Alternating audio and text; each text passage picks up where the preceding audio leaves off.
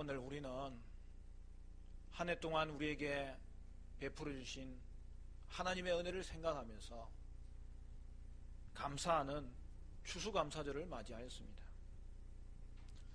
성도의 특징 중에 가장 두드러진 것 중에 하나는 감사하는 삶이에요. 우리 아주 유명한 본문 말씀 아닙니까? 범사에 감사하라. 이것이 그리스도 예수 안에서 너희를 향하신 하나님의 뜻이니라. 여러분, 범사에 감사하라는 것이 무슨 뜻일까요? 성도는 일시적으로 감사하는 자가 아니고 특별한 경우에만 감사하는 자가 아니라 감사가 체질이 되어야 됨을 말씀하고 있는 거예요. 따라서 감사의 삶은 구원받은 성도의 당연한 삶이라는 것이죠. 오늘 우리가 이 땅을 살아가면서 겪는 모든 일은 그것이 그 자체로서도 감사 제목이라는 거예요. 그러므로 사랑하는 성도 여러분, 여러분은 여러분의 삶에 오늘 이 추수감사절을 통하여 다시 한 번 더 우리의 삶을 돌아보면서 감사로 채우시기를 바라고 감사 체질이 될 수 있는 은혜가 있게 되시기를 간절히 축원합니다. 그러면 감사의 유익이 무엇일까요? 첫 번째로는 감사는 하나님과의 통로입니다. 성도는 하나님으로부터 특별한 은혜를 받은 자입니다. 무엇보다 죄 가운데서 헤매이는 어둠에서 스스로를 해결할 수 있는 우리에게 하나님은 빛을 주시고 생명을 주심으로 말미암아 죄에서 구원한 그 놀라운 은혜를 받았고, 그리고 그 하나님은 지금도 여러분을 사랑하시고 끝까지 여러분을 붙잡으시고 사랑하고 계시는 것을 생각할 때에 감사하지 않을 수 없습니다. 성도는 누구도 흔들 수 없는 그런 구원을 받은 거예요. 그러므로 은혜 받은 성도는 어떤 상황에서도 자신도 흔들리지 않는 그러한 심정으로 하나님께 감사하는 삶을 살아야 된다는 사실이죠. 감사는 하나님과 우리를 연결하는 통로입니다. 감사하지 않는 자는 그 통로가 막히게 되어 있어요. 하나님 자녀임에도 불구하고 감사하지 않을 때에는 하나님과의 교제가 끊어져 버리는 거예요. 성도는 삶 자체가 감사가 될 때에 하나님과의 깊은 교제의 삶을 살아갈 수 있습니다. 하지만 감사가 막히면 하나님과의 교제가 끊어져 버려요. 오늘 본문 16절부터 이렇게 되어 있습니다. 우리 같이 한번 읽어볼까요? 한 번 더 16절부터 시작. 항상 기뻐하라. 쉬지 말고 기도하라. 범사에 감사하라. 이것이 그리스도 예수 안에서 너희를 향하신 하나님의 뜻이니라. 우리는 단지 한 번 기뻐하는 사람이 아니에요. 항상 기뻐하는 사람. 기도를 하다가 멈추는 사람이 아니에요. 쉬지 말고 기도하는 사람. 그냥 감사하는 게 아니에요. 범사에 감사하는 사람. 근데 여러분, 이것이 무엇을 의미합니까? 여러분, 오늘 데살로니가 전서의 이 본문은 하나님과 연결되는 통로에 대해서 말하는 거예요. 그 통로가 뭐라는 거예요? 기뻐하는 거예요. 기쁨의 가장 절정은 하나님께 예배하는 거예요. 그리고 기도하는 거예요. 그리고 감사하는 거예요. 그리고 이 세 가지는 서로 연결되어 있는데 감사가 없이는 우리가 기뻐할 수가 없고 감사가 없이는 올바른 기도를 드릴 수 없는 그 비결을 오늘 성경이 말씀해 주고 있는 것입니다. 따라서 성도의 삶에는 원망과 불평이 없어야 되는 것입니다. 야고보서 5장 9절에 이렇게 말합니다. 형제들아, 서로 원망하지 말라. 그리하여야 심판을 멸하리라. 보라, 심판주가 문 밖에 서 기다리시느니라. 원망과 불평은 하나님과 우리를 멀어지게 하는 것이고 뿐만 아니라 심판을 받게 될 것을 기억하라고 성경은 말씀하고 있습니다. 감사의 유익 두 번째는 감사는 미래를 여는 열쇠라는 거예요.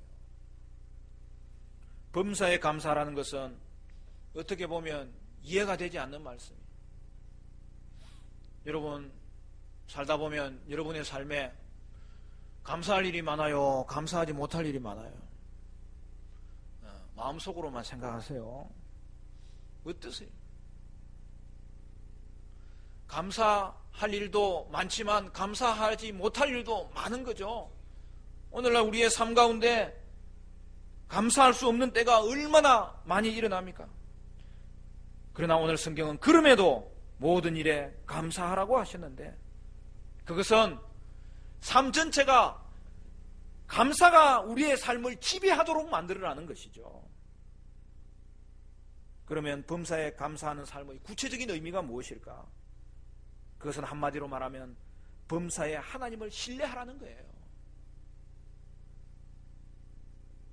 지금도 내 삶은 하나님이 다스리고 계신다. 오늘 우리에게 주어진 환경에 대해서, 그 가운데 있는 나에 대해서 하나님을 신뢰하라는 것이죠. 오늘 내가 당한 이 사건이 감사처럼 보이지 않을 때에도 하나님의 주관하심을 믿고 감사하라는 거예요. 오늘 어떤 일을 당했을지라도, 그것이 놀랄 일을 당했을지라도 그 놀랄 일을 당한 속에 하나님의 뜻이 있는 거야. 왜? 지금도 하나님은 나를 다스리시는 왕이신 하나님, 주권자이신 하나님, 이 땅을 창조하셨을 뿐만 아니라 창조가 회복되고 나에게 하나님께서 구원을 잃어버리고 죄 가운데 살던 나를 찾아오셔서 다시 새롭게 창조하신 그 하나님은 지금도 나와 함께 하시기 때문에 하나님의 뜻이 있는 거야. 할렐루야. 그 믿음으로 다시 한 번 더 감사할 수 있어야 되는 것이죠. 우리가 감사헌금을 드릴 때 때로는 강구 제목을 쓸 때도 있잖아요. 여러분, 강구 제목을 쓰면서도 감사하는 이유가 뭘까요? 우리는 강구 제목이 하나님의 뜻 안에서 이루어질 줄을 믿고 감사하면 그 강구 제목도 감사 제목으로 드릴 수 있는 거죠.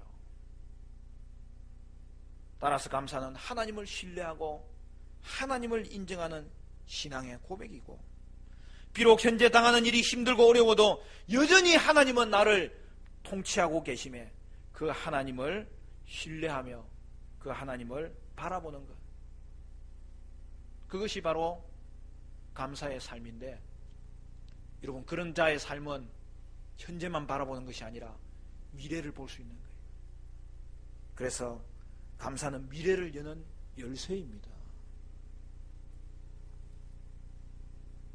두 사람의 직장인이 있었어요. 해고를 당했어요. 여러분, 먹고 사는 문제에 심각한 장애 요소가 되었기 때문에 그 충격이 얼마나 크겠습니까? 그런데 그것을 대하는 두 사람의 반응이 달랐어요. 한 사람은 회사를 원망하고 상사를 원망하고 자기의 인생을 원망하고 좌절과 낙심 가운데서 심한 고통을 받습니다. 그런데 한 사람은 서운한 마음은 있지만 회사가 어려움에 빠졌기 때문에 인원을 감축하면서 그렇게 했다는 것을 이해하게 되고, 더 나아가서는 이 일로 말미암아 하나님은 나에게 더 좋은 일거리를 주실 것이야, 새로운 길을 하나님은 열어주실 것이야, 그렇게 확신했다는 거예요. 여러분, 그 결과는 그대로 이루어져요. 또 다른 예가 있습니다. 사랑하는 여인이 떠났어요.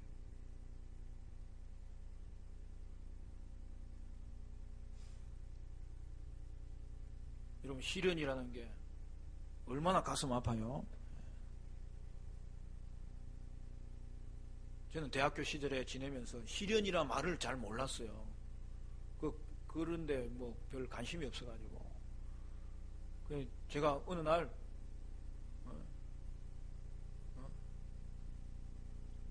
자기가 시련 당했다는 거예요. 그래서 내가, 야, 시련이 뭐냐? 너 시련 받았냐? 내가 그랬더니, 와, 너 상처에 너 소금을 뿌리냐? 그러는 거예요. 난 진짜 몰랐어요, 그게.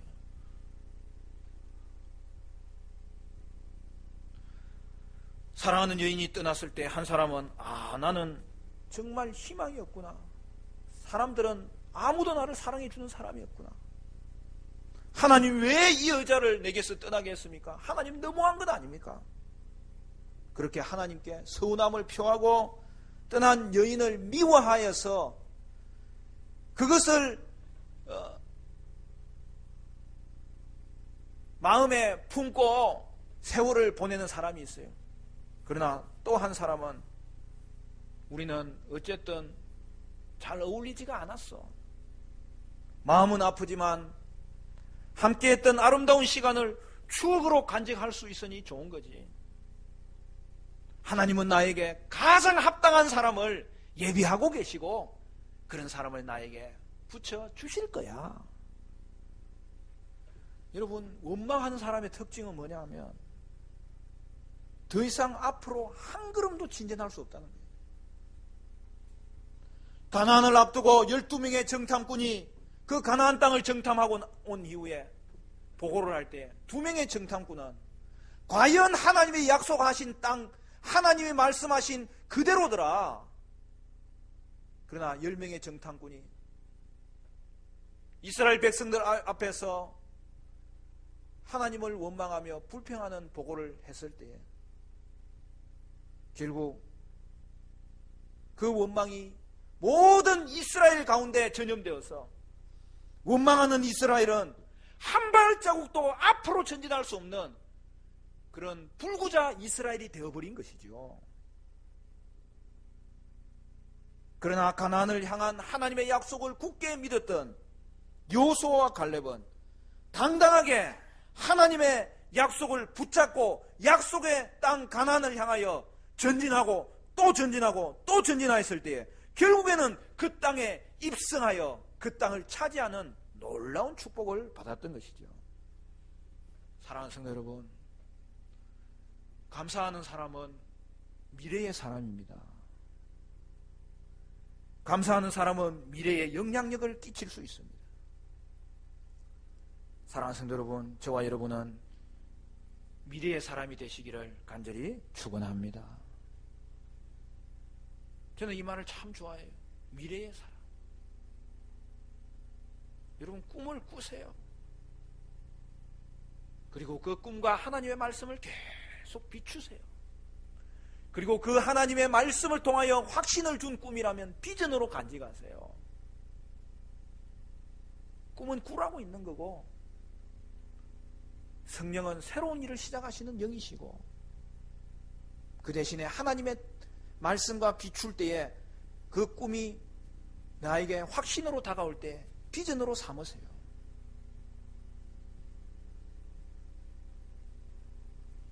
감사의 사람, 미래의 사람, 그것이 오늘 이 땅을 살아가는 성도의 특징이고 올바른 삶의 자세인 거예요.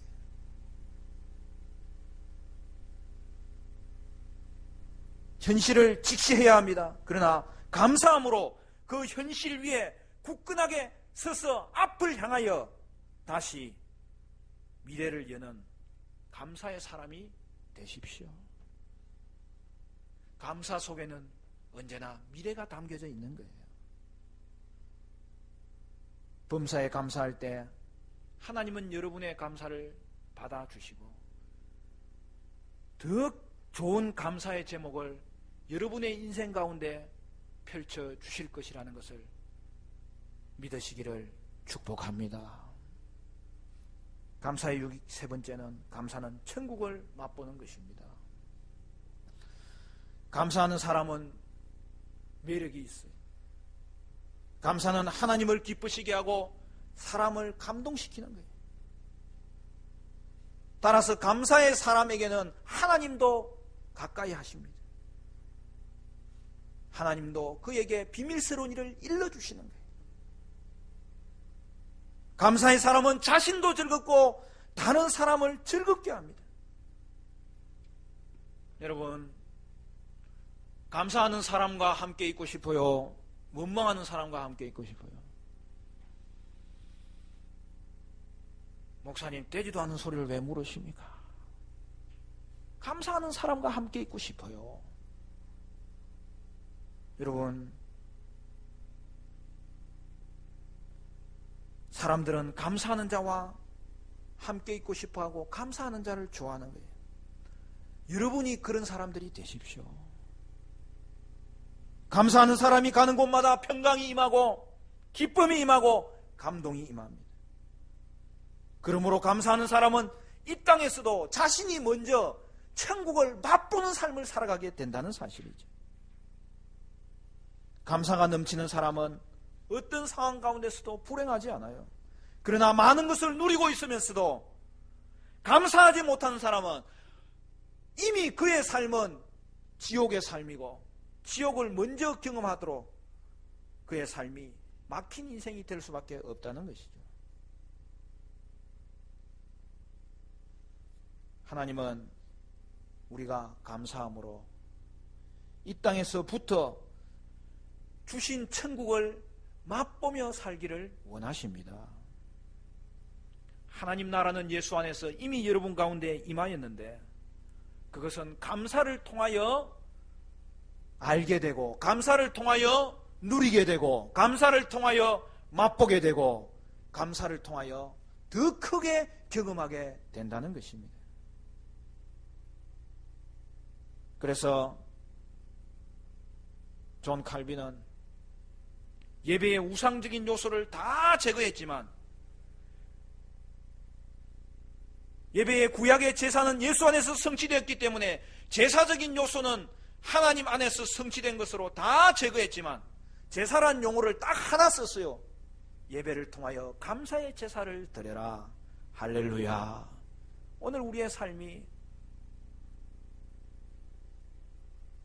이 땅에 임한 천국을 맛보며 살기를 하나님이 원하시는데 그것은 감사하는 삶 가운데서 오늘 저와 여러분이 천국을 경험하기를 주님은 우리에게 허락하시고 그런 삶을 원하고 계신다는 사실이죠.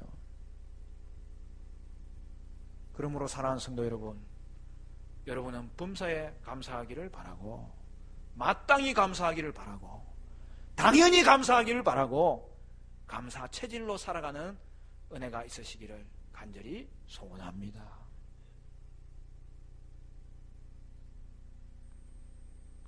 카네기라는 심리학자가 인간관계론이라는 좋은 책을 썼잖아요. 저는 카네기가 한 말들 여러 개가 있는데 그 중에 좋아하는 말이 하나 있습니다. 행복에 이르는 방법은 남에게 감사를 기대하지 말고 남에게 감사하는 것을 즐겨하는 것이다. 그러므로 감사는 여러분 표현해야 감사한 거예요. 구체적으로 표현할 때에 진정한 감사의 능력이 나타나는 것이죠. 손자가 할아버지 병문안을 왔어요. 할아버지가 큰 수술을 받고 위험한 고비를 넘기고 이제는 회복 중에 있었던 것이죠.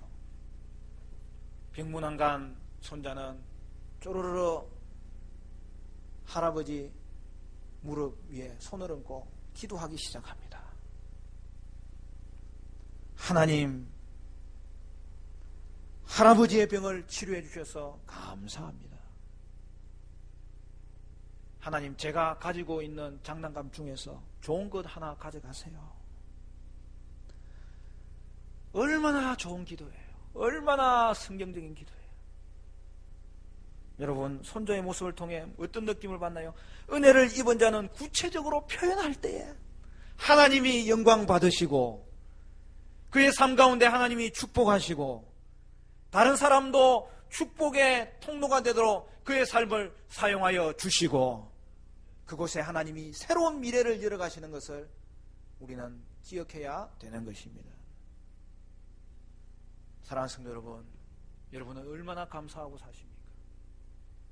여러분에게 감사는 과연 체질이 되어 있는 것입니까?